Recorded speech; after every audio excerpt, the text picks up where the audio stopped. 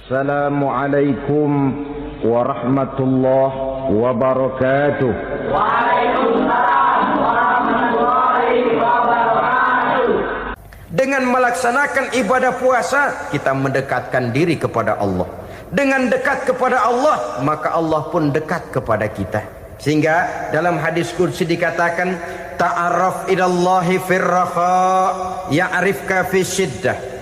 Ingatlah kepada Allah di waktu kamu senang, agar Allah ingat kepada kamu di waktu kamu susah. Yang kita laksanakan kadang-kadang sebaliknya. Waktu susah kita ingat Allah, waktu senang kita lupa Allah. Akhirnya nanti pada waktu kita melarat, kebelangsak, susah dan sebagainya, pertolongan tidak akan datang kepada kita. Benar, ta'arraf ilallah firraha ya'rifka fi syiddah. Ingatlah kepada Allah di waktu kamu susah, ingatlah kepada Allah di waktu kamu senang, agar Allah ingat kepadamu di waktu kamu mendapat kesusahan.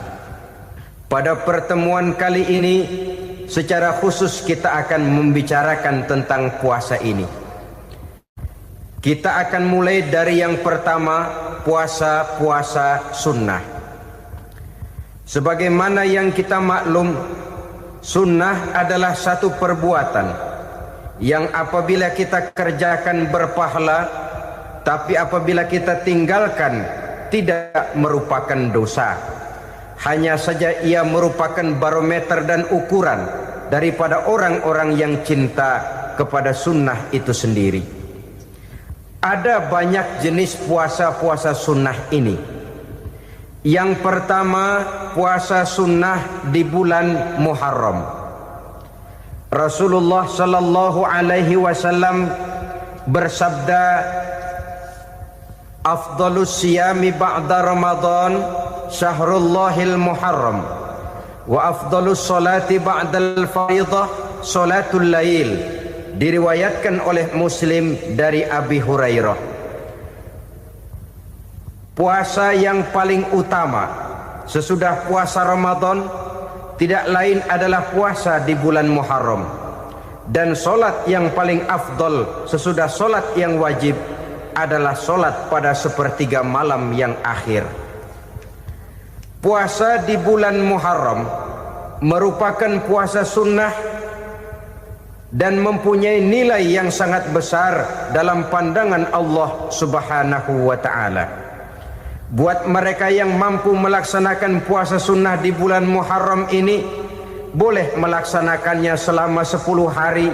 Hari yang pertama boleh juga 3 hari saja, atau setidak-tidaknya 1 hari daripada bulan Muharram. Yang kedua, puasa 10 hari daripada bulan Zulhijjah. Karena bulan Zulhijjah ini memang termasuk bulan yang dimuliakan oleh Allah Subhanahu wa ta'ala. Pertama, di sana ada hari Tarwiyah, ada hari Arafah, ada hari kurban, ada talbiyah, ada pelaksanaan haji dengan segala manasiknya. Maka puasa sunnah di bulan Zulhijjah merupakan amalan yang sangat utama dan besar pahalanya dalam pandangan Allah Azza wa Jalla. Sebagian ulama menjelaskan, man shoma hazihil ayyam akramahullahu bi asri asya'in. Siapa orang yang melaksanakan ibadah puasa sunnah pada hari-hari 10 di bulan Zulhijjah ini, Allah Subhanahu wa ta'ala akan memuliakannya dengan 10 macam perkara. Saudara, ini keuntungannya. Yang pertama, orang yang puasa di hari-hari 10 bulan Zulhijjah diberikan al-barakah fi umrihi, diberikan keberkahan pada umurnya. Setiap kita ingin memperoleh umur yang berkah. Umur yang berkah itu yang bagaimana? Apa yang jumlahnya panjang? Mungkin.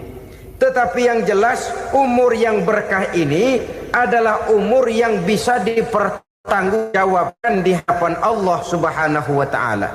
Artinya, umur yang diisi penuh dengan kebajikan, umur yang diisi dengan segala macam kegiatan ibadah, dan umur yang dengan demikian sungguh pun kita sudah mati, jasad terkubur dalam tanah, nama kita akan tetap hidup, dikenal orang oleh karena kebajikan yang kita kerjakan. Saya kira akan lebih merupakan azab ketimbang nikmat kalau orang diberikan umur panjang tapi hanya untuk menumpuk-numpuk dosa saja. Kan lebih baik mana? Umur pendek banyak pahala, umur panjang banyak dosa. Lebih baik mana?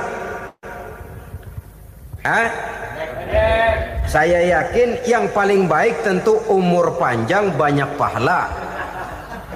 Paling sial umur pendek dosa melulu. Sudah diberikan umur pendek tidak seberapa, dosa berlipat ganda. Itu kalau orang kampung bilang tekor namanya. Rugi. Umur pendek hanya untuk menumpuk-numpuk dosa. Boleh jadi kalau umat-umat zaman dulu, saudara, mereka diberikan umur panjang. Nabi Adam, kita tahu Nabi Adam itu 2000 tahun umurnya. Nabi Nuh 950 tahun. Umatnya ya rata-rata segitu itu. Nah, kalau mereka misalnya punya umur 800 tahun, lalu 200 tahun mereka melakukan dosa, kan masih punya restan 600 tahun untuk taubat. Karena umurnya diberikan jatah panjang. Kita ini oleh Allah Subhanahu wa taala, umat Nabi Muhammad ini umurnya pendek-pendek. Kalau nyontoh Nabi 63 tahun saja. Kalau diberikan 70 tahun umur kita sekarang, itu sudah dapat jatah lebih 7 tahun. Alhamdulillah bahwa Allah memberikan saat-saat, waktu-waktu, tempat-tempat yang punya nilai istimewa, sehingga umur yang pendek ini bisa bernilai panjang, nilai ibadahnya bisa bernilai pahala seperti umat yang berumur panjang dahulu itu. Karena itu manfaatkan umur dengan baik, dan salah satu keberkahan daripada umur akan datang dengan melaksanakan ibadah puasa sunnah. Ini yang pertama. Yang kedua, az-ziyadatu fi malihi, diberikan tambahan hartanya, menjadi orang kaya. Kaya apa? Kaya hati setidak-tidaknya. Karena dengan tekun dan rajin melaksanakan ibadah puasa, yang segera tertanam dalam jiwa seseorang merasakan cukup di dalam kehidupan. Itulah dia orang yang paling kaya, orang yang hidupnya paling cukup. Kalau orang sudah merasa cukup dalam hidupnya, maka itulah dia orang yang kaya. Saudara-saudara kaum muslimin rahimakumullah, puasa sunnah memberikan tambahan harta, usahanya berkembang, dengan demikian membawa keberkahan, hartanya makin bertambah, akan menunjang ibadahnya kepada Allah, lebih memantapkan dan membawa ketenangan dalam hidupnya. Itu termasuk berkahnya melaksanakan puasa sunnah itu. Yang ketiga, al-hifzu fi iyalihi, diberikan penjagaan, perlindungan terhadap keluarganya. Anaknya sehat, sanak famili dan handai tolannya terjaga dan terpelihara dari segala malapetaka, dari segala mara bahaya. Kesehatannya terjamin dan terpelihara. Itu sudah merupakan modal yang sangat besar di dalam kita mengarungi kehidupan. Sebab rasanya sulit untuk bahagia. Duit kita banyak sekali. Usaha kita selalu mendatangkan untung yang berlipat ganda. Tapi sebentar-sebentar anak kita sakit, yang ampek, yang korengan, yang kena musibah, ndak tak karu-karuan sakit, berobat sampai jutaan rupiah. Itu kan sudah tidak membawa kebahagiaan. Uang masuk yang begitu banyak jumlahnya, habis akhirnya untuk berobat saja. Sebenarnya hitung-hitung ya seri-seri juga. Usaha berhasil, duit banyak, habis untuk berobat. Lah sama juga saudara-saudara. Jadi dengan demikian, biar duit kita banyak, asal keluarga pada sehat saja, udah enak bener itu. Duit banyak, ekonomi cukup, keluarga sehat, nikmat rasanya menjalani kehidupan ini. Yang kiamat sudah duit kagak barang seperak, keluarga ampek semua. Kiamat sudah. Saudara hadirin yang saya hormati, jadi yang ketiga, Allah memberikan pemeliharaan terhadap keluarganya. Satu kali orang dipelihara Allah, tidak satu kekuatan pun yang bisa mencelakakan. Satu kali orang disengsarakan Allah, tidak satu tenaga pun yang mampu menyelamatkannya. Itulah sebabnya perlindungan Allah, pemeliharaan Allah terhadap diri dan keluarga sangat kita perlukan di dalam kehidupan ini. Dengan melaksanakan ibadah puasa, kita mendekatkan diri kepada Allah. Dengan dekat kepada Allah, maka Allah pun dekat kepada kita. Sehingga dalam hadis qudsi dikatakan, ta'arraf ilallahi firraha ya'rifka fi syiddah. Ingatlah kepada Allah di waktu kamu senang, agar Allah ingat kepada kamu di waktu kamu susah. Yang kita laksanakan kadang-kadang sebaliknya. Waktu susah kita ingat Allah, waktu senang kita lupa Allah. Akhirnya nanti pada waktu kita melarat, kebelangsak, susah dan sebagainya, pertolongan tidak akan datang kepada kita. Benar, ta'arraf ilallah firraha ya'rifka fi syiddah. Ingatlah kepada Allah di waktu kamu susah, ingatlah kepada Allah di waktu kamu senang, agar Allah ingat kepadamu di waktu kamu mendapat kesusahan. Umumnya watak manusia memang kalau sudah dapat susah, ingat kepada Allah. Waktu duduk, waktu berbaring, sambil tidur, dalam segala keadaan Allah disebutnya, Allah dimintakan pertolongannya. Tapi dikala dia berada pada posisi di atas angin, merasa senang, bahagia, Allah terlupakan. Saudara-saudara kaum muslimin, itu yang ketiga. Yang keempat, at-takfiru li sayyiatihi. Orang yang melaksanakan puasa sunnah itu diampuni segala dosa dan kesalahan yang telah dilakukannya. Dan yang kelima, at-tad'ifu li hasanatihi, diberikan balasan yang berlipat ganda dari segala kebaikan yang dikerjakannya. 1 berbalas 7, 7 bisa berbalas 10, 10 masih berbalas 100, masih ditambah dengan wallahu yudha'ifu liman yasha. Allah melipat gandakan pahala orang-orang yang dikehendakinya. Maka carilah satu kebaikan yang apabila kita kerjakan, dosa akan dihapus dan nilai pahalanya menjadi berlipat ganda. Satu kali kita bekerja, 2-3 bisa kita raih dan kita jangkau. Yang keenam, orang yang melaksanakan puasa sunnah di bulan Zulhijjah, at-tashil li sakarati mautihi, diberikan kemudahan pada saat menghadapi sakaratul maut. Maut a mysterious problem. Dia adalah pintu yang setiap orang pasti akan memasukinya. Bahwa mati adalah mati, itu semua kita tahu. Tapi hakikat orang pada saat menghadapi mati itu kan berbeda-beda. Ada yang matinya itu gampang sekali, persis orang tidur saja, tidak nampak gelisah, tidak bikin susah yang hidup, tidak gelimpangan di tempat tidur, persis seperti orang mau tidur saja. Ada yang sulit sekali menghadapi sakaratul maut, gelimpangan di tempat tidur, bikin bingung orang yang nunggu. Kadang-kadang seperti kerbau digorok lehernya. Saudara-saudara, sulit menghadapi sakaratul maut. Oleh karena itu Rasulullah sallallahu alaihi wasallam sering beliau itu kalau berdoa membaca Allahumma hawin alayya fi sakaratil maut. Ya Allah, mudahkan saya di dalam menghadapi sakaratul maut. Rasulullah saja, saudara, orang yang ibadahnya paling banyak, orang yang hatinya paling bersih, orang yang akhlaknya paling luhur, masih berdoa semacam ini. Mohon dimudahkan oleh Allah agar mudah menghadapi sakaratul maut. Apalagi kita Terus terang kita ini paling-paling kelas mukhtalid. Bangsa sama pahala mau sama dosa doyan. Lebih perlu lagi menghadapi sakaratul maut, sehingga apabila malaikat maut datang menjemput nyawa kita, dimudahkan, jangan dibikin sulit, supaya mudah. Jadilah orang baik-baik. Biasanya kalau banyak yang mati, malaikat maut juga kali main-mainin dulu tuh orang, utak-atik, ditakut-takutin dan segala macam. Saudara hadirin yang saya hormati, maka menghadapi sakaratul maut ini merupakan kunci.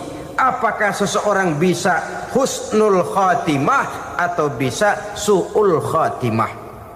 Salah satu jalan untuk memudahkan diri menghadapi sakaratul maut, melaksanakan puasa sunnah di bulan Zulhijjah ini. Yang ketujuh, ad-diya'u li zulumati qabrihi, diberikan terang di alam kuburnya. Kubur, saudara tahu, saudara tentu sering lihat orang dimasukkan ke liang lahat, ditutup dengan papan, dinding ari kata kita di kampung, lalu diuruk lagi dengan tanah. Dalamnya liang lahat, gelapnya liang lahat, gelapnya diuruk dengan tanah, gelapnya di dalam kubur, tiga gelap yang menjadi satu. Bapak moyangnya gelap.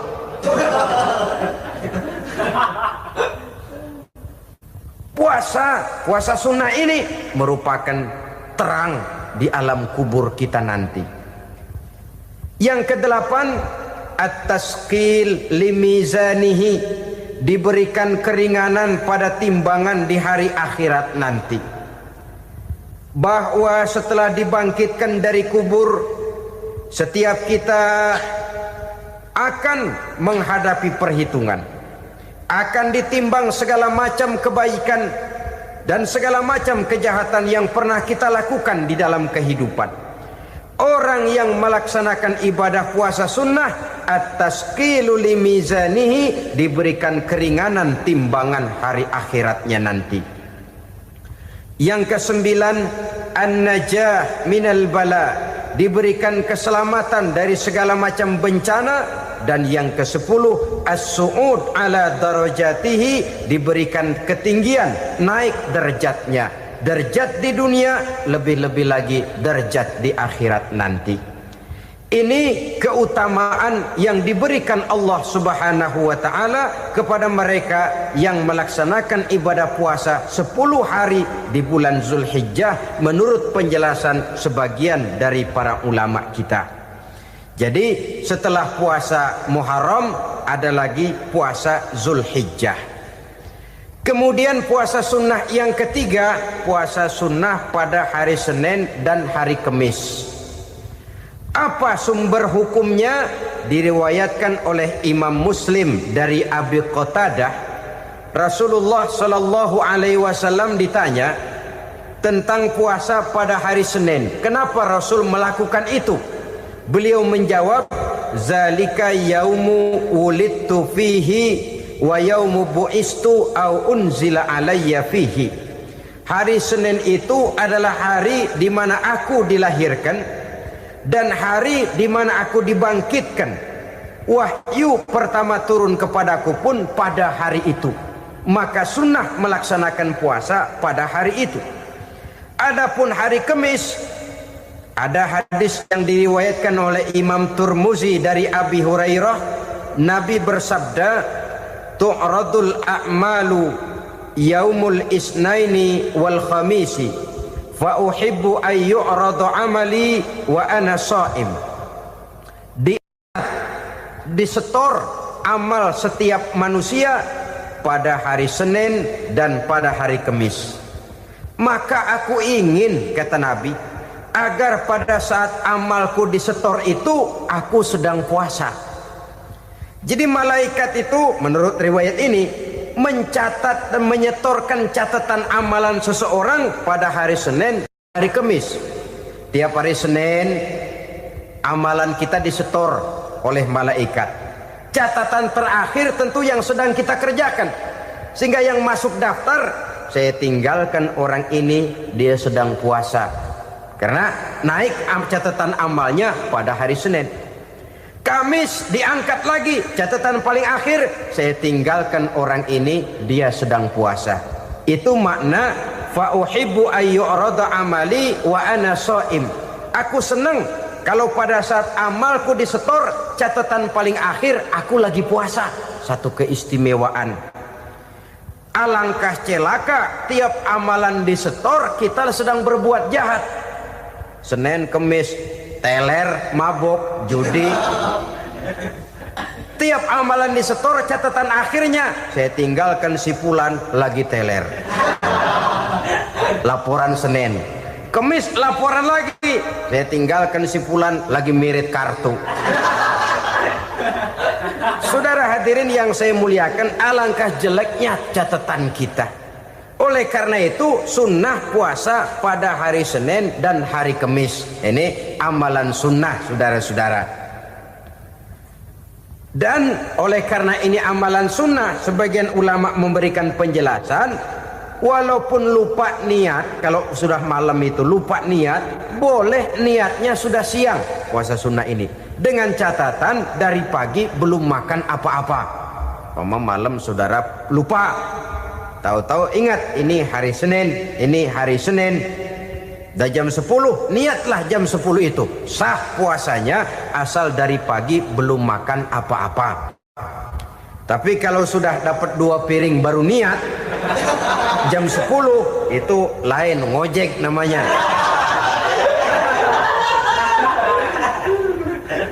Jadi puasa sunnah yang ketiga, puasa pada hari Senin dan hari Kamis. Yang keempat, puasa jenis sunnah yang keempat, puasa 6 hari di bulan Syawal. Diriwayatkan oleh Imam Muslim dari Abi Ayyub bahwa Nabi bersabda, "Man shoma Ramadhana summa atba'ahu sittan min Syawal kana kasyamid dahri." Barang siapa yang berpuasa di bulan Ramadan, kemudian diikutinya dengan 6 hari di bulan Syawal, maka dia seolah-olah seperti orang yang berpuasa 1 abad lamanya. Allahu Akbar. Demikian besar keuntungannya. 6 hari di bulan Syawal sama dengan orang yang berpuasa 1 abad lamanya. Ini fadailul a'mal, saudara-saudara. Jangan diartikan karena menang sudah puasa 6 hari bulan Syawal, Ramadan tahun depannya lantas nggak puasa. Kenapa? Ukurannya sudah 1 abad. Bukan itu pengertiannya. Ini mendorong orang memberikan ganjaran pahala yang sedemikian besar. 6 hari setelah Ramadan, artinya di bulan Syawal. Tidak pada hari pertama Syawal karena haram hukumnya berpuasa pada hari fitri itu. 6 hari di bulan Syawal. Tinggal lihat yang mampunya saja. Boleh berurutan, boleh tidak berselang-seling, boleh. Asal saja jumlahnya 6 hari selama masih bulan Syawal itu. Hari ini 3 hari lagi, 4 hari lagi, diselang-seling atau berurutan, itu juga lebih baik. Puasa sunnah 6 hari daripada bulan Syawal. Kemudian yang kelima, puasa sunnah 3 hari pada setiap bulan. 3 hari pada setiap bulan. Diriwayatkan oleh Imam Bukhari dan Muslim dari Abi Hurairah. Abi Hurairah bercerita, "Ausani khalili sallallahu alaihi wasallam bisalasin."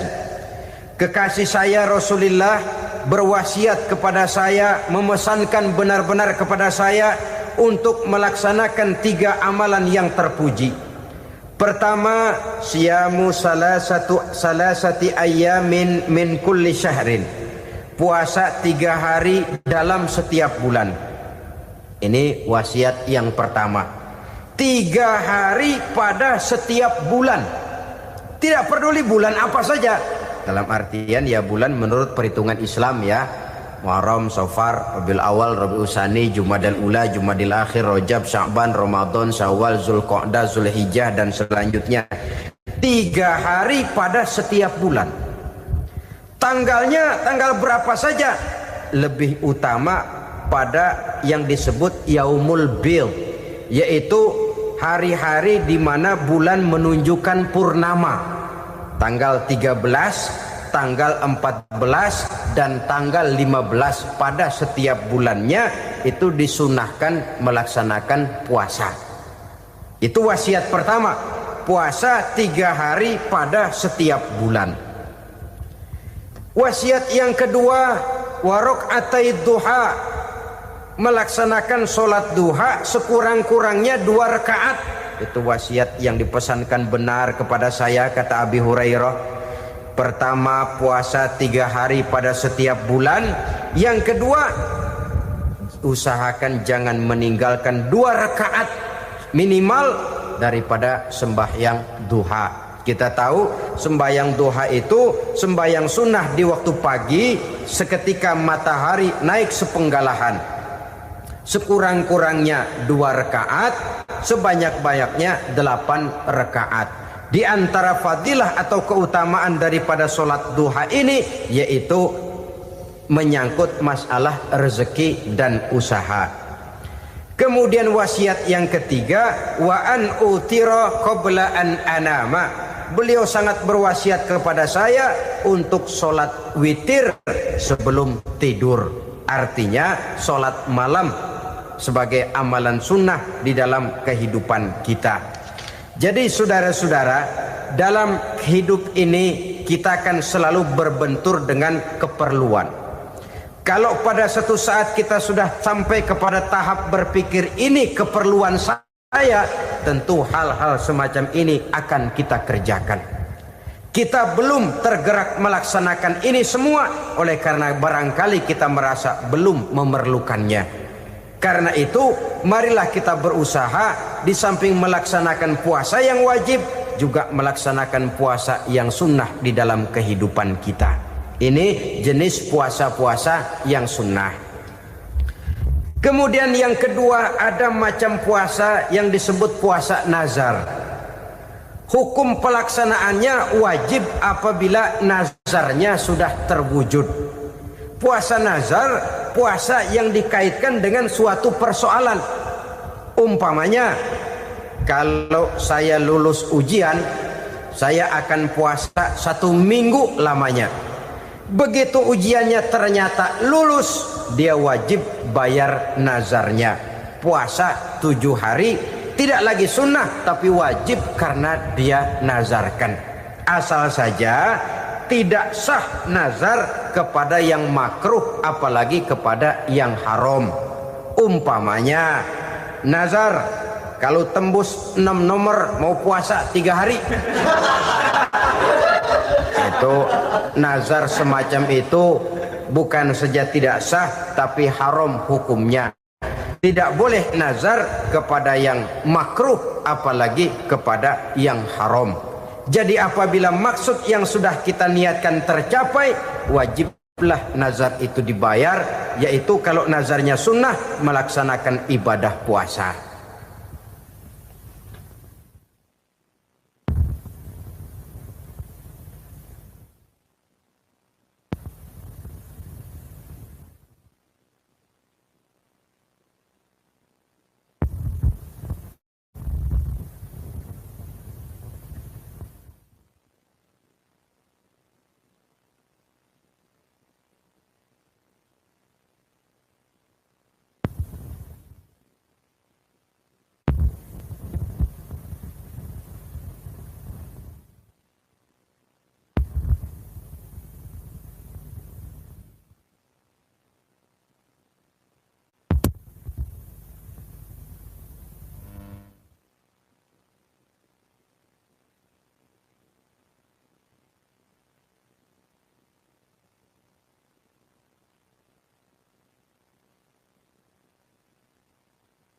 Saudara-saudara kaum muslimin rahimakumullah.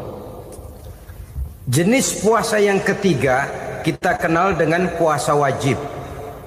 Dan ini kita laksanakan pada bulan suci Ramadan.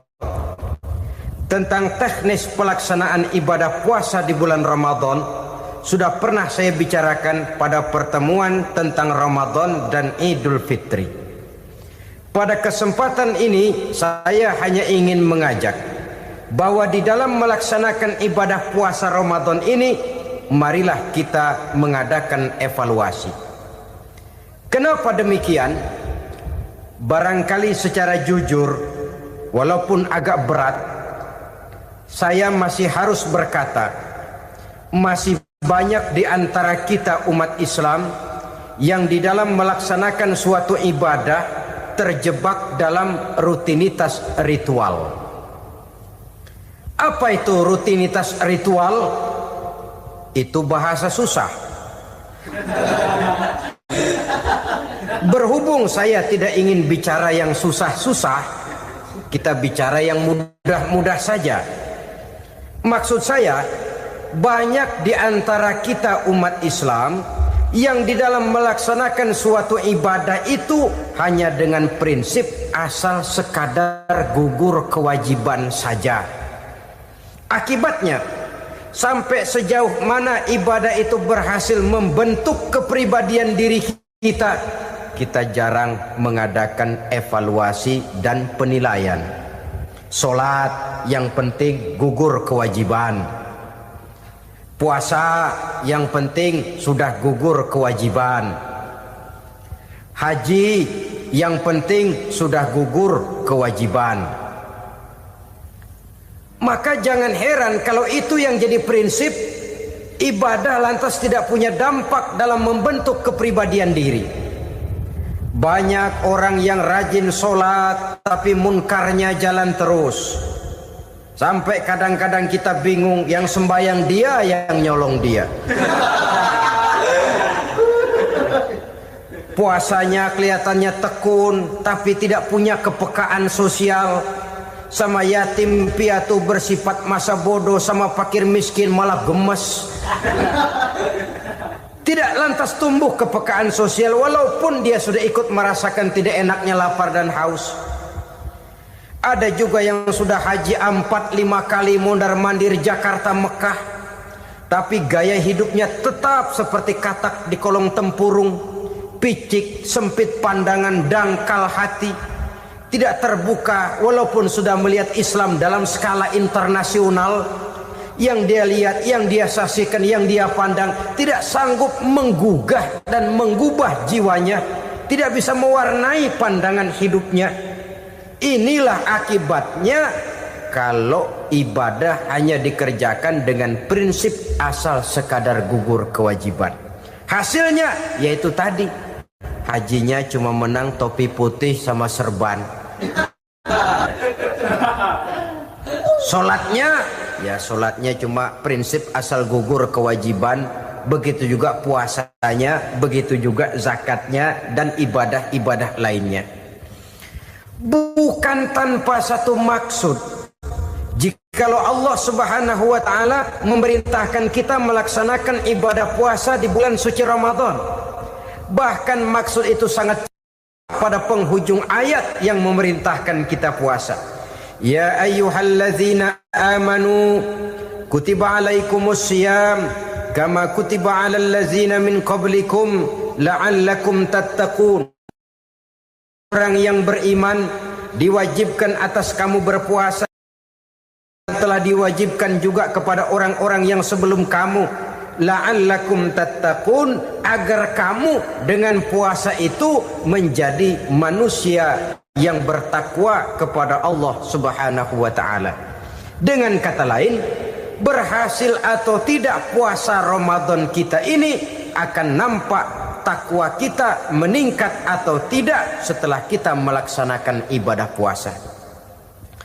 Sehingga kalau orang mengatakan Ramadan itu merupakan month of training, bulan latihan, keluar latihan tentu harus semakin naik dan baik gaya kehidupan kita. Jadi tujuan utama daripada pelaksanaan ibadah puasa adalah untuk membentuk manusia yang bertakwa. Nah, takwa itu kata Imam Qusairi hurufnya ada 4. Ta, qaf, wawu, ya. Masing-masing huruf ini simbol dari pribadi orang yang bertakwa, bina dan dibentuk oleh pelaksanaan puasanya. Mari kita lihat. Huruf ta adalah lambang dari sifat tawadhu, rendah hati. Orang yang bertakwa, orang yang tidak mempunyai sifat sombong. Puasa menanamkan kita kesadaran terhadap kelemahan, terhadap keterbatasan, terhadap segala ketidakmampuan yang kita miliki. Ya Allah, baru sehari nggak kena makan, nggak kena minum, sudah begini lemesnya. Puasa memang, kalau pagi orang masih sehat, masih terdorong oleh sahur, siang masih lumayan, tapi zuhur ke atas biasanya mulai sikap lemah manusiawi, keterbatasan kekuatan biologis itu mulai nampak. Dari sini tanam satu kesadaran. Kalau begitu apa yang mau disembuhkan di hadapan Allah? Kaya, siapa sih orang paling kaya? Ilmu, siapa sih orang paling pintar? Pangkat, siapa sih orang paling tinggi jabatannya? Dari sifat semacam ini lahir introspeksi, rasa mawas diri, timbul sifat tawaduknya, rendah hatinya, tidak melonjak menjadi angku dan sombong lantaran sedikit kemampuan dan kekuatan yang dimilikinya. Lalu untuk sikap yang lebih jauh, terwujudlah, terbentuklah apa yang dinamakan stabilitas temperatur batin. Orang tetap konstan menjaga nilai-nilai idealisme yang pernah dimilikinya. Dia mulai dengan adil, dia berjalan tetap dengan keadilan, dan dia berakhir juga tetap dalam keadilan. Jangan mulainya adil, tengahnya setengah adil, di akhirnya malah zolim sama sekali. Ini tidak punya stabilitas temperatur batin. Kan banyak orang begitu toh. Mulanya benar, belakangan mau benar sendiri. Mulanya sudah rela berkorban buat kepentingan orang banyak, belakangan malah selalu mengorbankan kepentingan orang banyak. Waktu di bawah rajin baca ayat kursi, dapat kursi lupa ayat. Stabilitas temperatur batin tertipu oleh perasaan seolah-olah situasi dan kondisi sudah serba memungkinkan, sudah serba menguntungkan. Orang yang dibentuk pribadinya oleh pelaksanaan ibadah puasa, dia sadar apapun keberhasilannya, apapun kedudukannya, apapun nilai kekayaannya, itu cuma sebagian kecil sekali dari apa yang ada pada zat Allah Subhanahu wa ta'ala. Hati tidak takabur, sesuai dengan namanya takabur dari kalimat takabbaro ya takabbaru, membesar-besarkan diri. Orang yang suka membesar-besarkan diri, orang yang tidak yakin bahwa dirinya orang besar, lalu dibesar-besarkan dirinya. Sebenarnya itu sudah satu sikap di mana dia tidak percaya kepada diri sendiri. Dirinya sebenarnya bukan apa-apa, cuma ingin dianggap besar, lalu dibesar-besarkan. Takabbur namanya.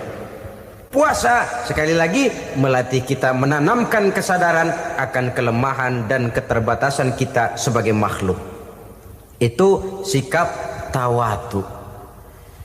Fir'aun, saudara tahu Fir'aun, lama-lama dia jadi raja, lupa diri dan lupa daratan, melonjak menjadi angku dan sombong sampai kepada puncak kekurang ajarannya, memproklamirkan dirinya menjadi Tuhan. Hitler juga begitu. Pendeknya orang manakala tidak ada kesadaran tentang dari mana segalanya berasal dan kemana segalanya akan kembali, dia mudah out of control. Kalau sudah out of control, maka dia akan melakukan perbuatan yang melampaui batas. Itu yang pertama. Jadi orang takwa, orang yang rendah hati, salah satu tujuan daripada pelaksanaan ibadah puasa menanamkan sikap rendah hati. Dari sikap rendah hati ini yang timbul lalu apa? Kepekaan sosial. Kalau saya puasa, saya sudah merasakan bagaimana tidak enaknya lapar. Saya sudah merasakan bagaimana tidak enaknya haus. Tapi bagaimanapun, saya lapar cuma sebentar, saya haus cuma sebentar. Selesai maghrib, lapar saya hilang, haus saya hilang. Bagaimana yatim piatu, orang-orang tua jompo yang perlu santunan, orang-orang miskin yang terkapar di kolong-kolong jembatan, yang tiap hari merasakan perasaan seperti ini, tanpa tahu kapan hidup dan nasibnya akan berubah, tidur beratapkan langit berselimut koran. Kalau demikian saya ini beruntung. Kalau demikian apa yang bisa saya lakukan untuk mereka? Kepekaan sosial ini lalu timbul dalam apa yang orang sekarang namakan solidaritas, kesetiakawanan sosial. Hidup tidak hanya untuk kepentingan diri dan perutnya sendiri saja, tapi mau menolong, mau membantu orang yang memang memerlukan bantuan dan pertolongan itu sendiri. Jangan setelah tahu lapar tidak enak, haus tidak enak, tapi kita tidak mau tenggang rasa, tidak mau timbang rasa. Begini loh tidak enaknya lapar, begini loh tidak enaknya haus. Ini terjadi pada diri saya. Saya masih mampu, masih berbuka puasa. Bagaimana yang tiap hari merasakan seperti ini? Tidak Ramadan, tidak Syawal, tidak Zulqa'dah, tidak Zulhijjah, selalu kelaparan dan kehausan. Dari sana timbul kepekaan sosial. Lalu lahirlah sikap pemurah, dermawan, mau menoleh ke kiri dan ke kanan. Bahkan Al-Quran itu sampai mengancam betul. Ara'aita allazi yukadzibu bid-din fadzalika allazi yad'ul yatim wa la mendustakan agama. Islam mendustakan Islam. Salat dia tapi mendustakan salat. Puasa dia tapi mendustakan puasa. Siapa mereka itu? Fadzalika allazi yad'ul yatim. Merekalah orang-orang yang meninggalkan anak-anak yatim. Wa la yahuddu ala ta'amil miskin, dan tidak pernah memberi pertolongan, tidak memerintahkan memberi makan kepada fakir miskin, walaupun dia berada pada posisi dan kondisi yang memang dia mampu. Nah, kalau dia tidak mampu itu lain soal. Dia mampu, dia tahu, dan dia diam saja. Itu termasuk yukadzibu biddin, orang-orang yang mendustakan agama. Berlindung kita kepada Allah, jangan sampai termasuk ke dalam kelompok itu. Yang kedua saudara, huruf takwa itu qaf. Qaf adalah lambang dari sifat qanaah. Qanaah artinya merasa cukup. Puasa melatih kita untuk bersikap cukup dalam hidup. Kalau kita perturutkan menjelang saat berbuka, menunggu waktu berbuka, istilah orang di Jawa Barat ngabuburit katanya. Kita menunggu saat berbuka, segalanya saja ingin kita beli, segalanya saja ingin kita minum, semuanya saja ingin kita makan. Sebab nafsu sudah begitu berupa, perut sudah sedemikian lapar, kerongkong sudah sedemikian haus, rasanya semuanya saja ingin kita telan. Tapi tahukah kita bahwa setelah maghrib berbunyi, berapa banyak yang kita makan, berapa banyak yang kita minum? Sesuaikah dengan keinginan kita tadi siang? Tadi siang semuanya ingin kita makan, tadi siang semuanya ingin kita minum. Setelah berbuka, berapa banyak yang kita makan, berapa banyak yang kita minum? Itulah kehidupan. Segalanya ingin kita kuasai, segalanya ingin kita punyai, tapi berapa sih yang benar-benar kita perlukan? Maka orang kaya adalah orang yang hidupnya cukup. Orang miskin hakikat yang selalu merasa kurang. Bagaimanapun besar rumah, banyak uang kita, berpuluh kendaraan kita, kalau hidup selalu merasa kurang, itu artinya kita masih miskin. Maka jikalau ingin menjadi orang kaya, kuncinya hakikatnya cuma satu, hati kita merasa cukup dengan yang diberikan Allah, bersyukur atas segala nikmatnya, dan dengan syukur itu nikmat itu akan ditambah oleh Allah Subhanahu wa ta'ala. Puasa menimbulkan sifat qanaah, dan qanaah adalah watak daripada orang-orang yang bertakwa kepada Allah Subhanahu wa ta'ala. Seperti orang minum air laut, makin diminum makin haus, makin diminum makin kering tenggorokan. Begitulah orang berhadapan dengan materi. Tadinya dia akan senang kalau dia merasa punya tanah ratusan hektar, Sudah ratusan hektar, tidak cukup ngelamun lagi, alangkah nikmatnya kalau bisa beli gunung. Gunung dibeli. Sudah punya gunung, lihat laut. Aduh, kalau laut juga bisa dibeli, beli lagi laut. Sudah punya laut, lihat ke atas langit, ada yang jual apa enggak ya?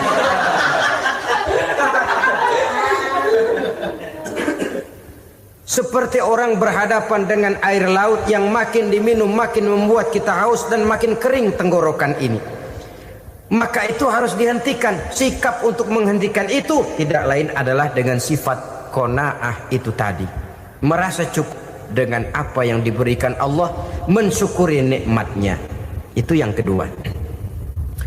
Yang ketiga, pada kalimat takwa ada huruf wawu. Wawu adalah simbol dari sifat wara dengan ain. Wara, orang yang terpelihara dirinya baik dari yang syubhat, lebih-lebih dari yang haram. Syubhat, saudara tahu, barang yang remeng-remeng. Tapi sungguh pun remeng-remeng, kira-kira prosentasenya 70-30. 70% haram, 30% kemungkinan halalnya. Maka yang syubhat lebih baik dijauhi daripada diambil. Orang yang punya kepribadian wara, dirinya terpelihara, jangankan dari yang haram, dari yang syubhat saja dia sanggup menjaga dan memelihara dirinya. Oleh karena itu saya heran kalau orang di bulan Ramadan dia sanggup menjaga diri di waktu siang dari jenis makanan yang halal, dari jenis minuman yang haram. Ada tahu nganggur di meja siang, enggak dia makan. Ada air teh nganggur di meja siang, enggak dia makan. Padahal itu jenis makanan dan minuman yang halal. Tapi ketika datang maghrib, dia berbuka dengan makanan yang dibeli dari uang yang dihasilkan dengan cara yang haram. Bukankah itu sesuatu yang terbalik? Bukankah dengan demikian sudah tidak lagi menimbulkan sikap yang bisa memelihara dan menjaga kepribadian diri? Orang yang membiasakan diri terpelihara dari yang syubhat apalagi yang haram, maka baik yang dipakainya, yang diminumnya, yang dimakannya terdirilah dari barang-barang yang baik yang dihalalkan oleh agama. Wara. Kemudian yang keempat, pada huruf kalimat takwa ada huruf yakin. Huruf ya, simbol dari sifat yakin. Orang yang puasa dibentuk kepribadiannya mempunyai satu keyakinan yang tangguh, dan keyakinan adalah ciri daripada orang yang takwa. Kita lihat yang dipanggil melaksanakan ibadah puasa ini kan iman. Karena memang sulit untuk melaksanakan puasa kalau tidak iman yang jadi dasar. Setidaknya seperti sudah pernah saya sampaikan, ibadah puasa ini memang sulit terkena penyakit show. Kalau kita sholat barangkali terangsang karena kelihatan orang lain. Kalau kita pergi haji mungkin jadi sugesti karena orang banyak tahu. Kalau kita bayar kita jadi terangsang karena banyak orang lihat. Tapi kalau sudah puasa, puasa itu kan yang tahu cuma kita dan Allah saja. Ya kita sholat, orang lain lihat, kita jadi rada semangat. Kita pergi haji, orang lain banyak ngantar, kita semangat. Kita bayar zakat, orang lain banyak saksikan, kita bersemangat. Tapi kita puasa, siapa yang mau nyaksiin kita puasa? Siapa yang mau memuji kita puasa? Siapa yang mau menyanjung kita puasa? Itu cuma urusan kita dan Allah. Oleh karenanya dasar daripada pelaksanaan ibadah yang haus mencedik tenggorokan segalanya jadi nikmatan. Tidak ada kerja yang lebih indah selain kerja yang didasarkan kepada satu keyakinan bahwa yang kita kerjakan itu adalah sesuatu yang benar. Dalam hal ini sesuatu yang diperintahkan oleh Allah Subhanahu wa taala kepada kita. Saudara-saudara kaum muslimin rahimakumullah. Demikianlah titik evaluasi kita. Jangan berpuasa hanya dengan prinsip asal sekadar menggugurkan kewajiban saja, yang akan berakibat Ramadan tahun ini berakhir begitu, Ramadan terjebak menjalani rutinitas ritualnya saja. Bahkan kadang-kadang yang nyata betul, Nabi menganjurkan tingkatkan ibadah pada 10 hari yang akhir di bulan Ramadan. Tanggal 20 sampai akhir Ramadan. Yang kita praktekkan malah kegiatan ibadah kita justru menurun pada 20 Ramadan yang akhir. Coba lihat 20 Ramadan ke atas. Itu pasukan tarawih paling kelas 60-70 tahun ke atas. Kemana yang lain sudah berpikir menghadapi lebaran, berpikir pulang mudik, berpikir macam-macam. Akibatnya konsentrasi ibadah lalu buyar. Dianjurkan Rasul tingkatkan ibadah pada 10 hari yang terakhir. Kita malah makin ke akhir makin lancip.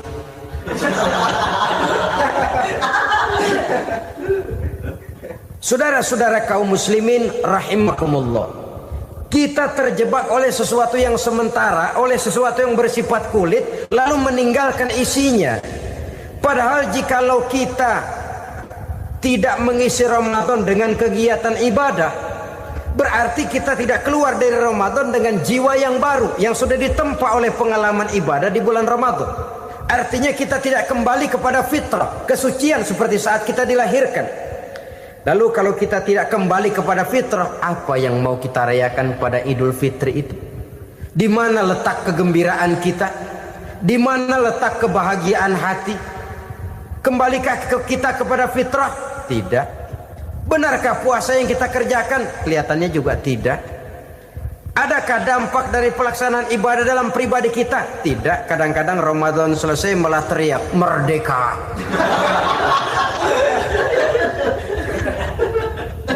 Kalau tadinya Ramadan dia merasa terhalang, mau keluar siang, mau makan siang, bulan puasa, mau minum siang, bulan puasa, mau gandengan, bulan puasa. Ramadan selesai, kibarin bendera, teriak merdeka. Lalu kembali merajalela. Saudara-saudara, dampaknya tidak akan kelihatan. Padahal puasa yang baik, la'allakum tattaqun, membentuk manusia yang bertakwa kepada Allah Azza wa Jalla.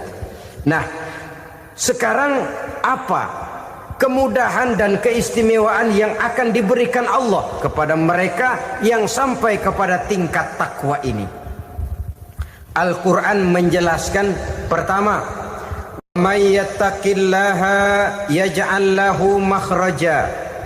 Barang siapa yang bertakwa kepada Allah Subhanahu wa taala, maka dia akan diberikan makhraja. Makhraja itu jalan keluar dari segala macam kesulitan.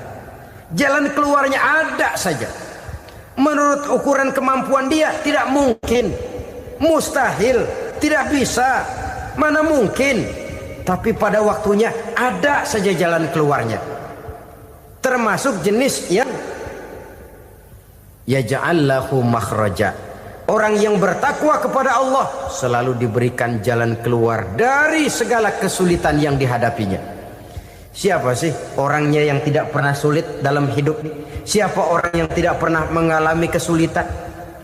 Tapi kadang orang menilai, itu kelihatannya hidupnya enak aja ya, kayaknya nggak pernah mengalami kesulitan. Sebenarnya bukan tidak pernah mengalami kesulitan, Allah selalu memberikan jalan keluar dari segala kesulitan yang dihadapinya. Lah kalau Allah yang memberikan jalan keluar, tentu sangat mudah sekali. Orang yang bertakwa diberikan jalan keluar dari segala macam kesulitan. Satu. Yang kedua, wa yarzuqhu min haitsu la yahtasib. Dia akan diberikan rezeki oleh Allah dengan jalan yang tidak disangka-sangka. Rezekinya datang dengan cara yang tidak disangka-sangka. Gajinya mungkin kecil, tapi penghasilannya gede. Kan itu yang penting. Gaji dan penghasilan kan lain tuh. Boleh jadi gaji kecil, asal penghasilan gede, kan nikmat hidup itu. Nah, penghasilan ini ada yang bisa kita perkirakan. Bisa kita perkirakan. Misalnya gaji itu tadi. Kalau saya kerja, gaji saya begini. Ada rezeki yang masuk min haitsu la yahtasib. Tidak kita sangka-sangka. Tidak kita duga-duga. Tahu-tahu ada saja rezeki. Datang orang, bawa persoalan yang mendatangkan hasil. Sebab rezeki, jodoh, maut memang seperti bayangan. Kita uber-uber dia lari, kita diem dia diem. Kan gemesin itu. Bayang-bayang itu begitu, kita kejar dia lari. Rezeki juga begitu. Kita diem dia diem. Setengah mati yang namanya rezeki kita cari, kita uber, ngobek sampai ratusan bohong kita kerjain. Tapi memang belum waktunya, ya sulit untuk tembus. Tapi kadang-kadang giliran kita nongkrong di rumah, datang orang bawain rezeki. Itulah yang namanya rezeki. Tapi ini untuk orang yang bertakwa. Kalau tidak punya kredibilitas takwa, jangan lalu pakai ayat ini. Diberikan Allah dengan rezeki dengan jalan yang tidak disangka. Kan ada ayatnya dah, kita mah manteng aja di rumah dah. Ntar juga tuh rezeki datang. Ini fasilitas yang diberikan kepada orang yang wa may yattaqillah, bertakwa kepada Allah, yarzuqhu min haitsu la yahtasib, diberikan rezeki dengan cara yang tidak disangka-sangkanya. Maka kadar ketakwaan jangan membuat kita buruk sangka. Tuh orang ya nggak kemana-mana, duitnya ada aja. Kalau dia takwa, Allah berikan jalan keluar. Yang lantas ngelihat kiai orangnya ahli ibadah, ilmunya tinggi, akhlaknya luar biasa, takwanya tinggi, rezekinya lancar, lalu husnuzon nih kiai nggak kemana-mana, duitnya banyak, miara tuyul kali ini. Itu termasuk jaminan Allah yang masuk kategori min haitsu la yahtasib. Yang ketiga, yaj'al lahu min amrihi yusra, dimudahkan segala urusannya. Dimudahkan segala urusannya. Kemudian yang keempat, yukaffir anhu sayyiatihi wa yu'azzim lahu ajra, diampuni segala kesalahannya dan dibesarkan pahala kebaikan yang dikerjakannya. Maka mudah-mudahan puasa yang kita kerjakan mengantarkan kita kepada ketakwaan kepada Allah, dan takwa membuka janji Allah kepada kita di dalam kehidupan ini. Bapak-bapak, ibu-ibu, saudara-saudara kaum muslimin rahimakumullah. Di dalam kehidupan kita sebagai seorang muslim, minimal 5 kali dalam sehari semalam kita mendengar seruan untuk mendirikan solat yang disebut azan.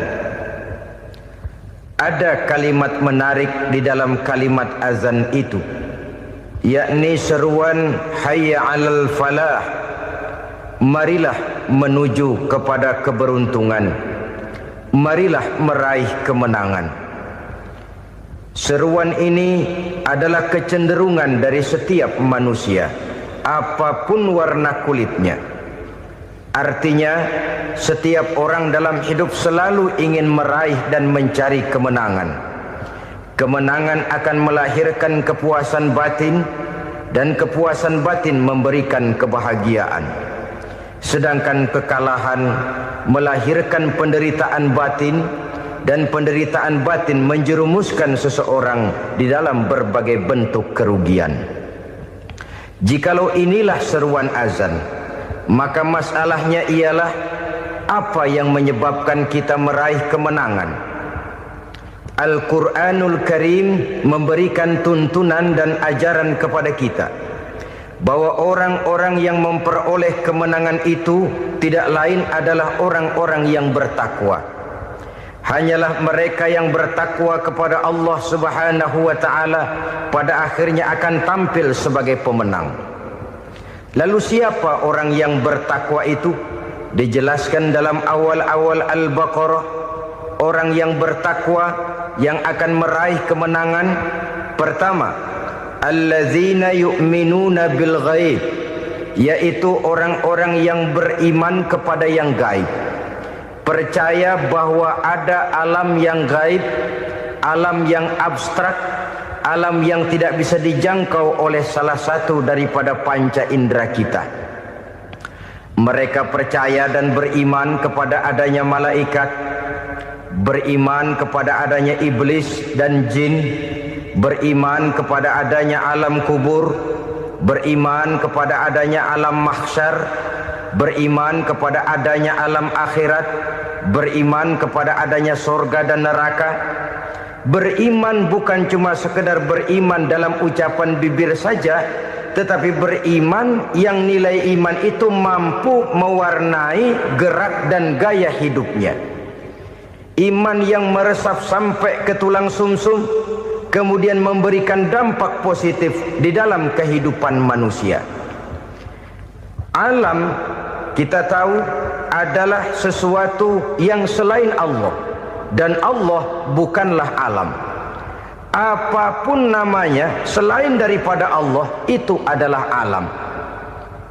Alam pada hakikatnya terbagi menjadi dua.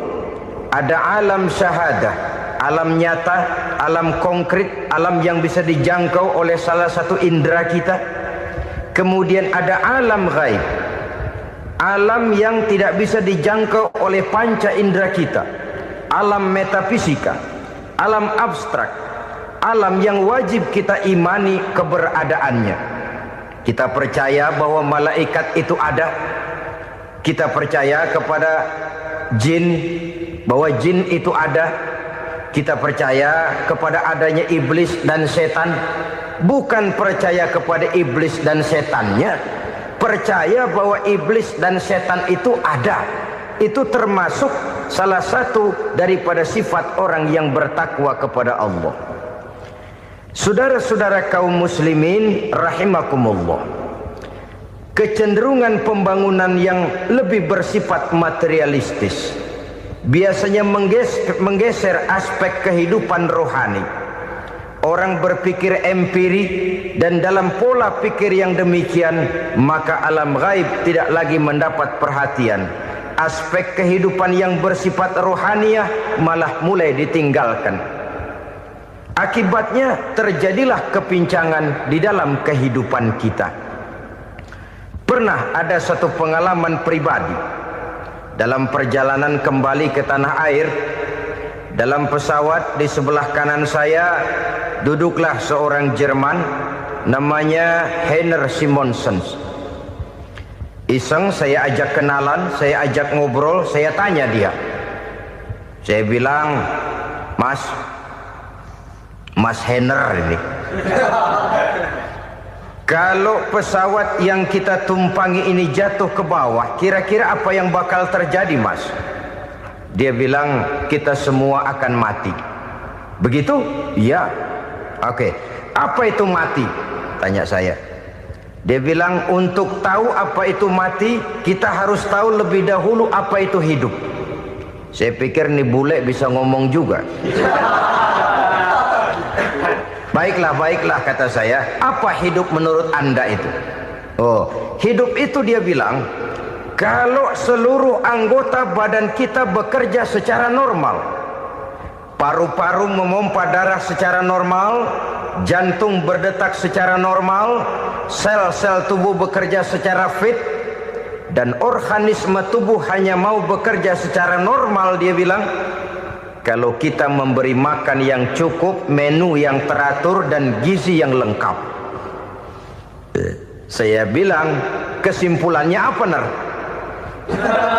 Dia jawab, hidup adalah dari tangan ke mulut. Life is from the hand to the mouth, kata dia. Hidup adalah dari tangan ke mulut. Jadi masalah hidup tidak lebih daripada masalah isi perut. Orang pergi pagi, pulang sore, peras keringat, banting tulang, perut yang dibelain. Saya bilang, you are wrong. Sampean salah, Ner. Kamu orang Islam bukan? Bukan. Pantas. Kenapa saya salah? Dia bilang, ya jelas salah. Salahnya di mana? Kamu ini manusia. Kalau hidup cuma dari tangan ke mulut, saya bilang, kambing di kampung saya juga begitu pikirannya, Ner. Itu kambing di kampung saya, asal perutnya kenyang, sudah hidup dia. Perkara besok bagaimana, lusa prospeknya macam mana, bulan depan ada apa, kambing nggak pernah mikir.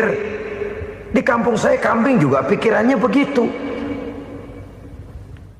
Kamu Kristen ya? Tadinya. Loh kok tadinya, lalu apa sekarang kamu ini? Dia bilang, sekarang saya netral. Saya tidak beragama, tapi saya percaya kepada Tuhan sebagai pencipta alam. Saya ingat benar dia bilang, I haven't any religious, but I believe to God as the creator of the world. Kenapa bisa netral begitu, Ner? Habis saya bingung katanya. Islam bilang Islam baik, Kristen bilang Kristen baik, Hindu Buddha bilang Hindu Buddha baik, semua agama baik. Saya netral sekalian, nggak beragama. Yang penting saya percaya kepada Tuhan. Saya bilang, Ner, kamu ini kayak orang mau beli celana, lalu bingung. Yang satu bilang Levi's bagus, yang satu bilang Blue Jean hebat, yang satu bilang Wool England hebat. Celana ini hebat, celana itu bagus, celana ini hebat. Semua celana bagus, kamu bingung. Akhirnya netral, tidak pakai celana. Itu juga salah. Saya pikir-pikir, kemudian saya melihat bahwa dua pola berpikir Henner ini nampaknya sudah mulai menggejala di lingkungan masyarakat bangsa kita. Disadari atau tidak, secara jujur kita harus berkata, dua pola pemikiran Henner ini mulai berkembang di tengah masyarakat bangsa kita. Pertama, pola pikir materialisme. Hidup adalah dari tangan ke mulut. Masalah hidup tidak lebih masalah isi perut. Itu yang perlu dibela, dan disitulah arti kehidupan. Pergi pagi, pulang sore, peras keringat, banting tulang untuk mempertahankan perut. Kalau sudah kemari cara orang berpikir, maka buat apa percaya kepada yang gaib? Untuk apa sholat? Untuk apa puasa? Untuk apa zakat? Untuk apa menghadiri majelis taklim? Tanpa kepercayaan kepada yang gaib, hidup berjalan menurut alur empiris dan materialis. Kalau sudah ke sana cara orang berpikir, biasanya orang lalu cenderung menghalalkan segala cara. Hanyalah orang yang percaya bahwa akhirat ada. Hanyalah orang yang percaya bahwa alam kubur itu ada. Hanyalah orang yang percaya bahwa malaikat itu ada, hidupnya akan lebih terarah dan terkendali. Karena kepercayaan kepada yang gaib, yang merupakan fase daripada kehidupan setelah hidup yang sekarang ini, mewarnai gerak pribadi seseorang di dalam dia melakukan kegiatan hidupnya. Pola berpikir materialisme, disadari atau tidak, mulai menggejala di lingkungan masyarakat bangsa kita. Hidup tidak lebih dari urusan tangan ke mulut, mulut ke tangan, tangan ke mulut.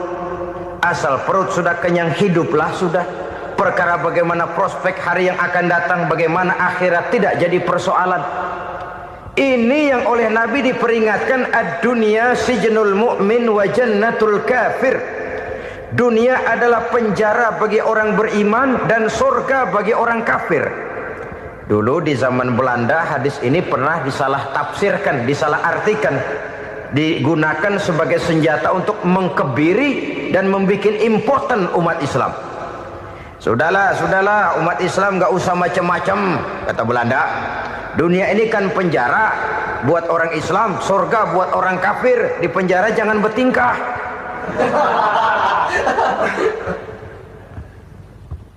Pengertiannya tidak begitu. Dunia adalah penjara bagi orang mukmin. Artinya dalam kehidupan dunia seorang mukmin tidak bebas memperturutkan hawa nafsunya. Di penjara hawa nafsunya itu. Sebaliknya, surga bagi orang-orang kafir. Buat orang kafir, surgalah dunia ini. Mereka bebas memperturutkan hawa nafsunya. Dilarang tidak terlarang, dicegah pun tidak tercegah. Mereka hidup menurut alur bisikan nafsu mereka sendiri. Kemudian bila ajal datang, maut merenggut nyawa, selesailah surganya sampai di situ. Maka bagi orang-orang yang tidak percaya kepada adanya akhirat, kepada adanya alam gaib, surganya sebatas umurnya. Sekali lagi, surganya sebatas umurnya. Bila umur selesai, ajal pun datang merenggut nyawa, selesailah sudah surganya sampai di situ. Alangkah pendeknya perjalanan orang-orang yang tidak percaya kepada alam gaib ini. Bagi kita mukmin, jikalau kita mampu memenjarakan hawa nafsu, kita bisa bahagia di dunia ini. Dan Islam memang tidak menyuruh kita sengsara di dunia. Raih dunia, kejar dunia, gapai dunia sebagai alat untuk mencapai kebahagiaan di akhirat nanti. Hidup adalah satu perjalanan panjang yang terbentang sejak kita terlahir dari alam rahim sampai kepada alam akhirat nanti. Andai kata kita gagal meraih kebahagiaan di dunia, toh kita masih punya akhirat. Gunung dibeli, sudah punya gunung, lihat laut. Aduh, kalau laut juga bisa dibeli, beli lagi laut. Sudah punya laut, lihat ke atas, langit ada yang jual apa enggak ya?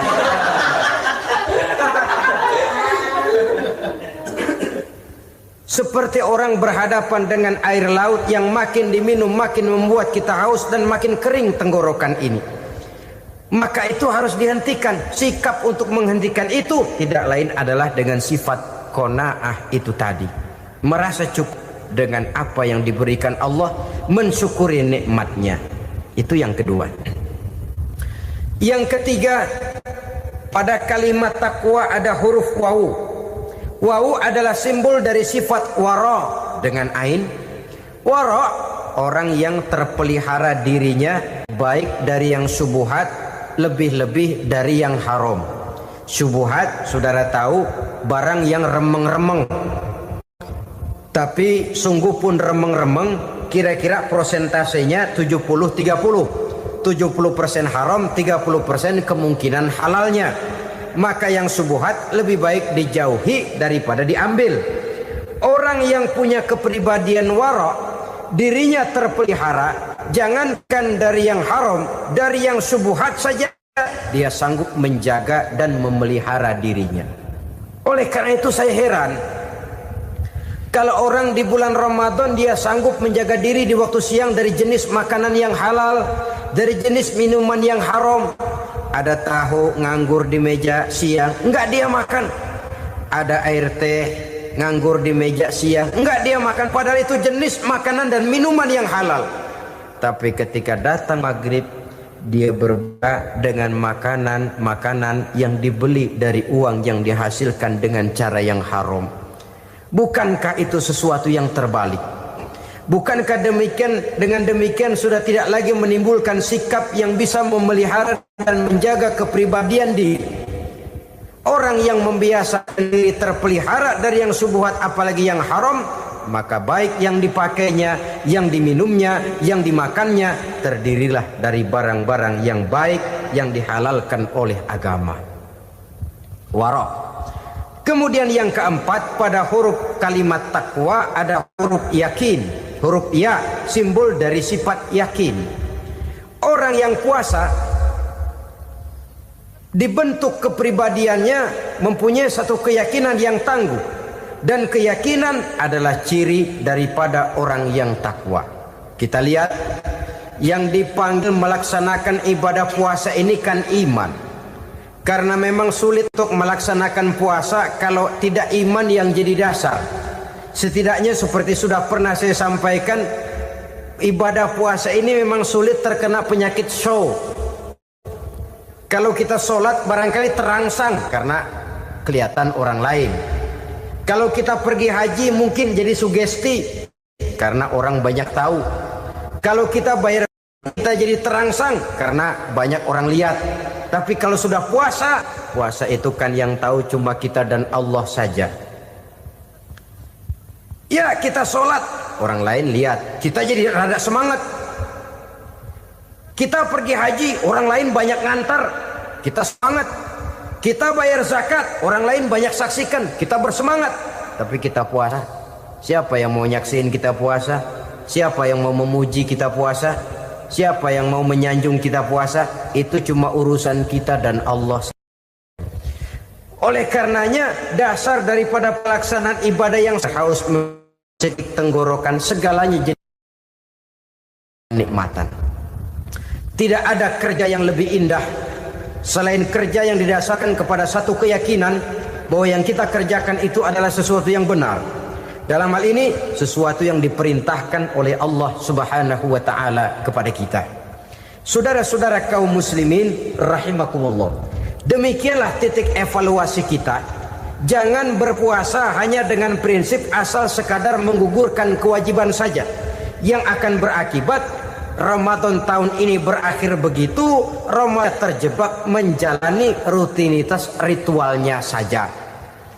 Bahkan kadang-kadang yang nyata betul, Nabi menganjurkan tingkatkan ibadah pada 10 hari yang akhir di bulan Ramadan, tanggal 20 sampai akhir Ramadan. Yang kita praktekkan malah kegiatan ibadah kita justru menurun pada 20 Ramadan yang akhir. Coba lihat 20 Ramadan ke atas, itu pasukan tarawih paling kelas 60-70 tahun ke atas. Kemana yang lain? Sudah berpikir menghadapi lebaran, berpikir pulang mudik, berpikir macam-macam. Akibatnya konsentrasi ibadah lalu buyar. Dianjurkan Rasul, tingkatkan ibadah pada 10 hari yang terakhir. Kita malah makin ke akhir makin lancip.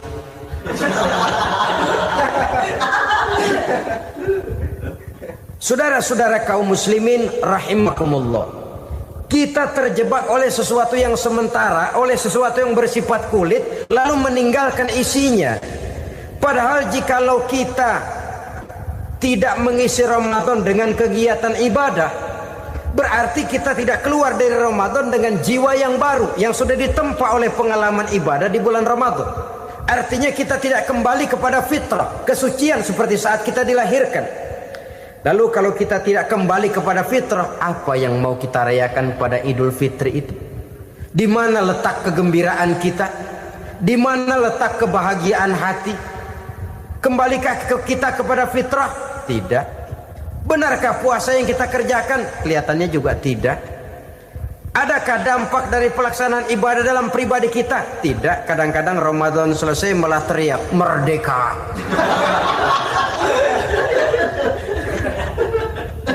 Kalau tadinya Ramadan dia merasa terhalang, mau keluar siang, mau makan siang, bulan puasa, mau minum siang, bulan puasa, mau gandengan, bulan puasa. Ramadan selesai, kibarin bendera, teriak merdeka. Lalu kembali merajalela. Saudara-saudara, dampaknya tidak akan kelihatan. Padahal puasa yang baik, la'allakum tattaqun, membentuk manusia yang bertakwa kepada Allah Azza wa Jalla.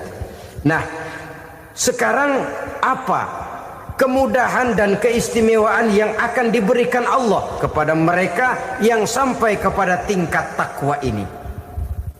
Al-Quran menjelaskan, pertama, may yattaqillaha yaj'al lahu makhraja.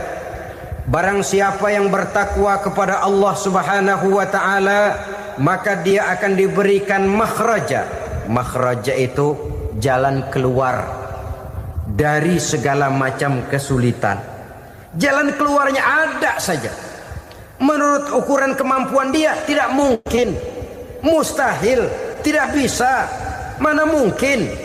Tapi pada waktunya ada saja jalan keluarnya. Termasuk jenis yang yaj'allahu makhraja. Orang yang bertakwa kepada Allah selalu diberikan jalan keluar dari segala kesulitan yang dihadapinya. Siapa sih orangnya yang tidak pernah sulit dalam hidup ini? Siapa orang yang tidak pernah mengalami kesulitan? Tapi kadang orang menilai, itu kelihatannya hidupnya enak aja ya, kayaknya nggak pernah mengalami kesulitan.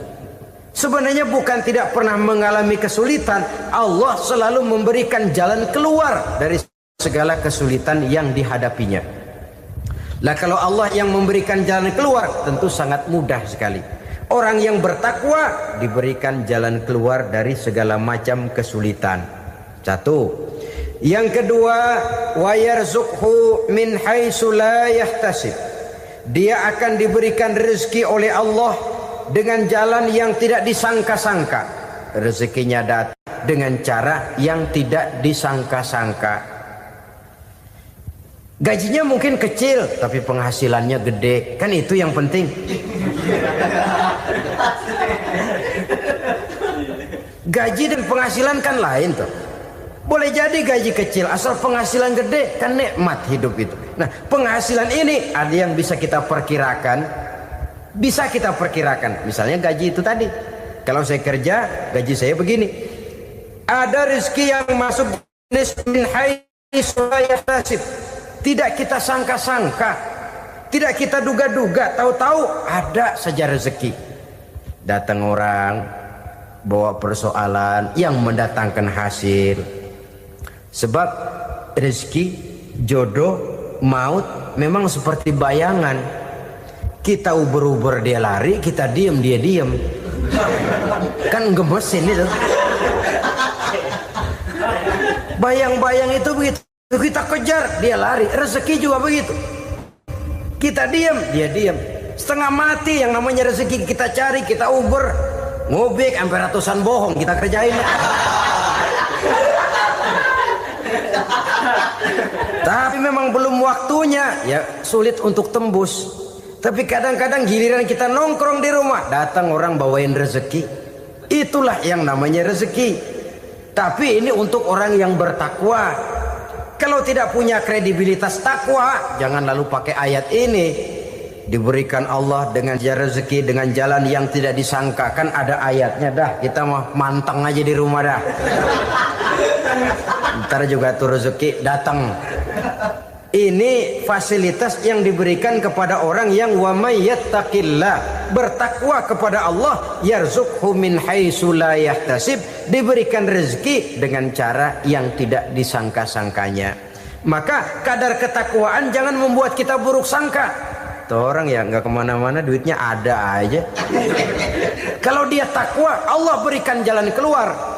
Yang lantas ngelihat kiai orangnya ahli ibadah, ilmunya tinggi, akhlaknya luar biasa, takwanya tinggi, rezekinya lancar, lalu husnuzon nih kiai nggak kemana-mana, duitnya banyak, miara tuyul kali ini. Itu termasuk jaminan Allah yang masuk kategori min haitsu la yahtasib. Yang ketiga, yaj'al lahu min amrihi yusra, dimudahkan segala urusannya. Dimudahkan segala urusannya. Kemudian yang keempat, yukaffir anhu sayyiatihi wa yu'azzim lahu ajra, diampuni segala kesalahannya dan dibesarkan pahala kebaikan yang dikerjakannya. Maka mudah-mudahan puasa yang kita kerjakan mengantarkan kita kepada ketakwaan kepada Allah, dan takwa membuka janji Allah kepada kita di dalam kehidupan ini. Bapak-bapak, ibu-ibu, saudara-saudara kaum muslimin rahimakumullah. Di dalam kehidupan kita sebagai seorang muslim, minimal 5 kali dalam sehari semalam kita mendengar seruan untuk mendirikan solat yang disebut azan. Ada kalimat menarik di dalam kalimat azan itu, yakni seruan hayya 'alal falah, marilah menuju kepada keberuntungan, marilah meraih kemenangan. Seruan ini adalah kecenderungan dari setiap manusia, apapun warna kulitnya.